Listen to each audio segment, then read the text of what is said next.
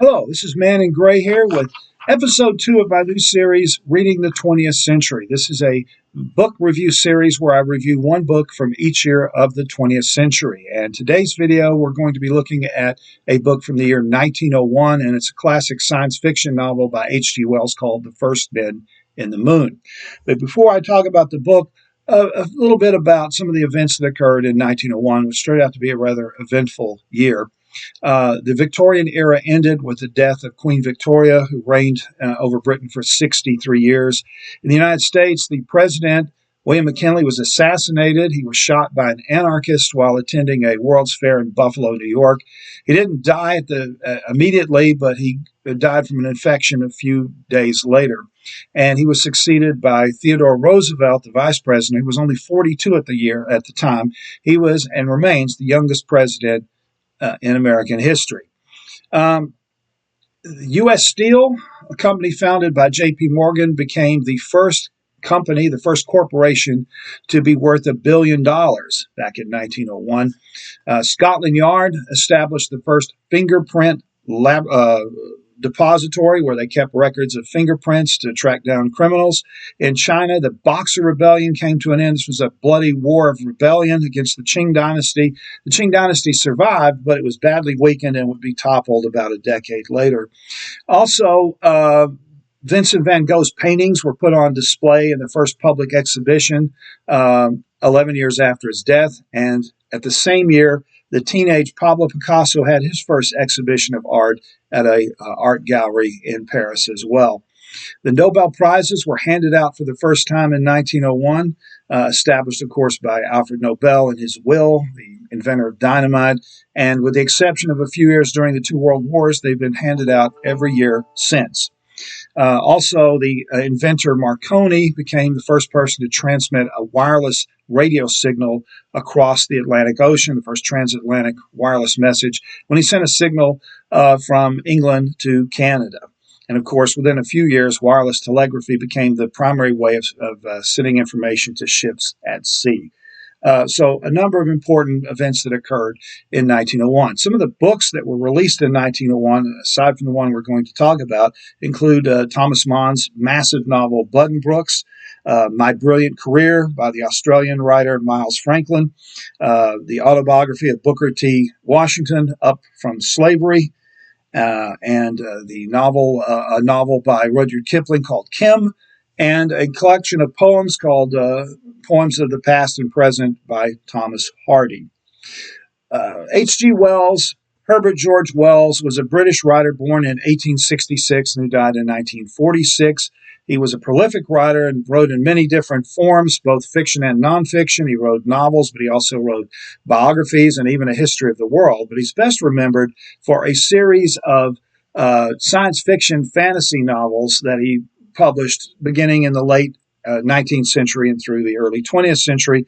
Some of the more famous ones include The Invisible Man, The Time Machine, The War of the Worlds, and The Island of Dr. Moreau, all of which were made into popular films. Wells, in his books, combined adventure with social commentary. H.G. Wells was a committed socialist. He was one of the early members of the Labor Party.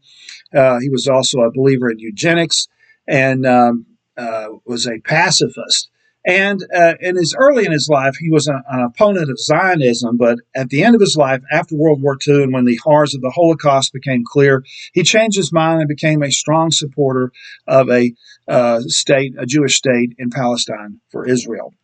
I don't want to give away the entire plot of From the Earth to the Moon, but I do want to kind of sketch out the first half or so of the novel. This is a novel that was clearly inspired by a couple of Jules Verne novels, the French writer of science fiction and kind of adventure stories. He wrote a book called From the Earth to the Moon, in which a group of people travel to the moon by being shot out of a cannon. And he also wrote a book called Journey to the Center of the Earth, where a scientist leads a group of adventurers inside a hollow earth where they discover a whole civilization that's unknown to the people on the surface. So the story begins with the story of two men. There's a English, a London businessman and entrepreneur named Mr. Bedford, who's fallen on hard times financially. And he has this idea that he will write a play and produce it and will make money off the success of the play.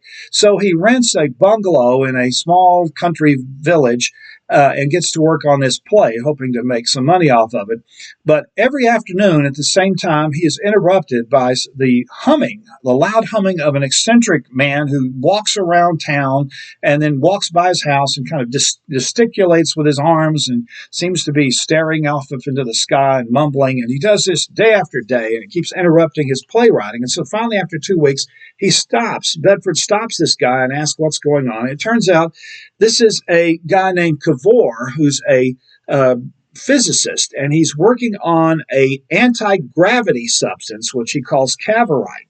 Now, Bedford, being this business guy, immediately sees the potential money-making ability of anti-gravity substance. And so he suggests that he and Cavour work together to create this cavorite material. And so he moves in, and they two of them, along with some assistants, start making this stuff.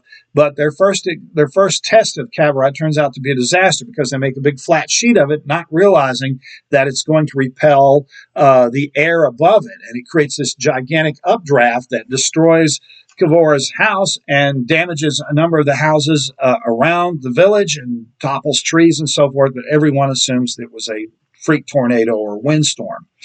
Now, rather than abandoning his idea, Cavour decides that what he needs to do instead is to build a steel globe or steel ball, sphere, and make the windows out of cavorite, which you can then open and close. And in that way, you can not only rise up above gravity, but you can also steer the thing. And so the two of them spend several weeks, months, building this sphere with cavorite windows.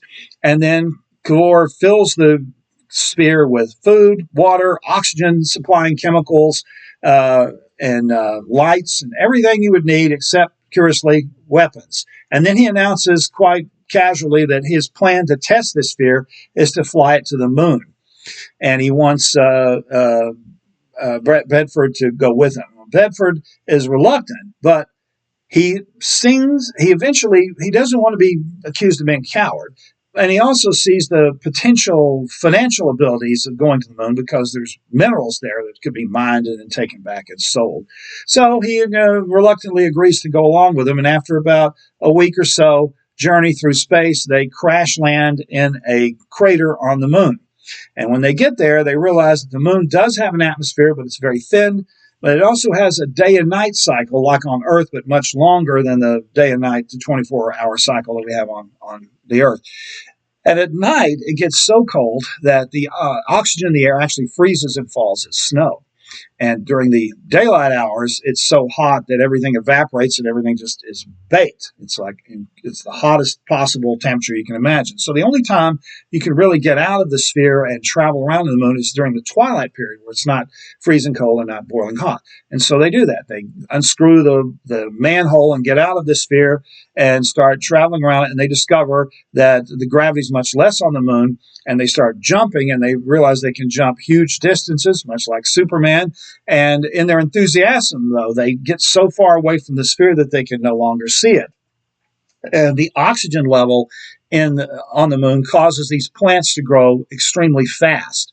And so it's like a jungle where everything's growing really, really quickly. And so they lose sight of the sphere. So they decide they need to try to find the sphere before it gets dark again. So they start traveling. But they stumble upon the first extraterrestrials in the story. And these are insect. They're described as insect-like creatures, but they walk on two legs. They have four legs, but they walk upright. But they have jointed skeletons like insects. But they're about 5 feet tall, so they're much larger than insects. And they call them selenites. And the selenites apparently are herding what look like cattle, some kind of cattle species. And they're frightened, and so they drop to all fours and start crawling through all the jungle-like vegetation trying to get back to their sphere.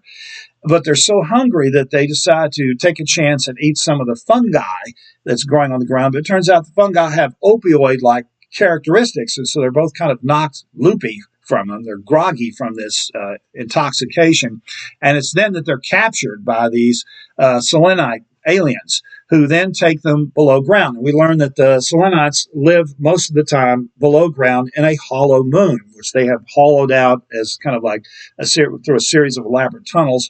And they also are very similar to the social insects like termites and honeybees in that they each have specific kind of castes, and they have evolved to perform specific tasks. Some of them are herding cattle, some of them are miners, some of them do physical labor, others are intellectuals who study math and languages and so forth.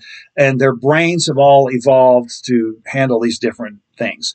So they are taken prisoner down into the inner recesses of the moon, and they don't know what's going to happen to them. The people that these Selenites are apparently very stupid, and they can't understand even the most simple gestures, but they want them to go deeper and deeper. Well, by now, the opioid-like effects have worn off, and they decide to resist.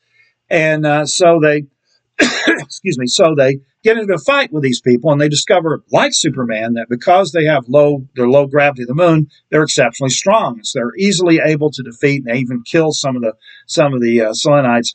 And they escape back to the surface, and they realize that the chains they've been bound with are made out of gold. They don't have wood on the moon, but gold is quite plentiful, and the Selenites don't see gold as anything different or special. It's just another metal they can work with. So they get back to the surface, but the sun is about to set, and so the freezing night is coming on them, and they realize that they've only got two choices. They have to find the sphere very quickly and get in it so they don't freeze to death, or they have to go back underground again where they're almost certain to be captured by the Selenites. So they split up, and they decide to go in two directions around the crater, hoping to find the sphere and to signal to each other when they find it. Well, eventually, Bedford does find the sphere just before the sun sets, and he goes back to find Cavor, but he discovers a letter left behind. And it turns out Cavor has fallen into the crater and badly injured himself, and he's been captured by the Selenites who have taken them below ground. And so Bedford then decides that his best option is to take the gold that he's discovered and go back to the sphere and head back to the Earth, where he will cash in the gold and raise a private army, and go back to the moon, both to rescue Cavor and to exploit the moon for its resources. And so that's about the first half of the moon. That first half of the novel, he does eventually make it to the moon, and by pure chance, he lands on the shore just a few miles from the town that he had been living in. Okay, and then various other things happen, and it gets quite convoluted. Now, as I said before, Wells not only wrote this as an adventure story, but also as a social satire. Both characters represent kind of parodies of Wells's socialist ideals. Cavor is this stereotypical scientist. He's brilliant, but he's socially awkward, and he has no real practical common sense. In fact, he gets in trouble several times during the novel because of his lack of common sense, and that eventually leads to his undoing. For one thing, of course, they didn't consider that there might be aliens on the moon, and they didn't bring weapons with them to protect themselves. Bedford, on the other hand, is a typical late 19th century capitalist. He's obsessed with money and profits, and he has no compunction about exploiting the Selenites and the moon, or even wiping out the Selenites if necessary to take over the moon. His plan on going back to the moon is not just to rescue Cavor, but to take all this gold that he's discovered and bring back the moon and enrich himself. So it's sort of a satire on unrestrained capitalism at the same time. This book, as I said, was influenced by Jules Verne, and From the Earth to the Moon also influenced a later novel by C.S. Lewis, his first science fiction novel called Out of the Silent Planet, and it has many of the same plot similarities to From the Earth to the Moon. There's a couple of guys who travel into space, and one of them is more of scientist, and the other is more of an imperialist who wants to exploit the planet they travel to. So there's a lot of similarities to that.